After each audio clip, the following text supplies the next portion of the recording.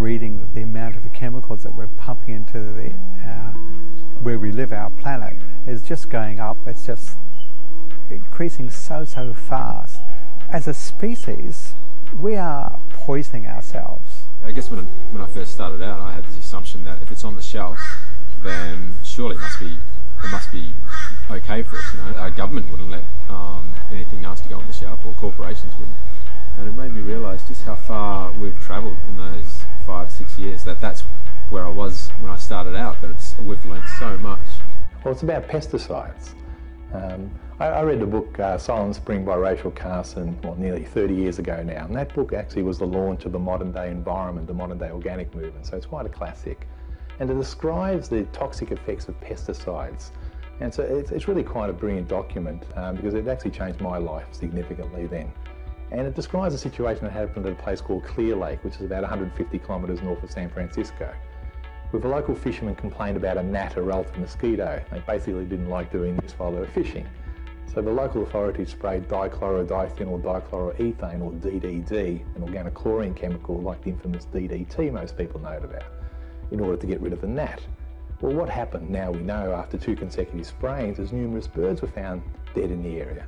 And they sprayed it at a very diluted amount. That is, for every 50 million kilograms weight of water, only 1 kilogram of DDT was used. So it was very diluted, and according to the science of the time, that was enough to kill the gnat but harm nothing else. Well, why did the birds die? Well, this phenomenon we now call biomagnification, or multiple toxicity up through the food chain, is what took place. It was the plankton from the original spraying. From the plankton in the lake were found to have 250 times greater concentration of DDT in their bodies. The vegetarian fish, the herbivores that lived on plankton, increased again. And when the carnivorous fish that lived on those vegetarian fish were investigated, they found 125,000 times higher concentration of DDT than the original spraying. So why did the birds die? They eat fish.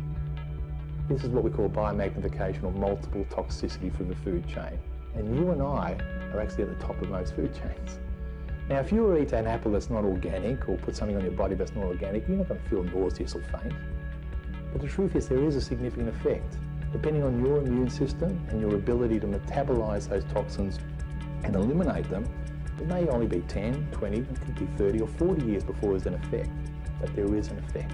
Now, this enterprise only started as a mission orientation. It was actually determined, let's make a difference. So let's create products that actually replace.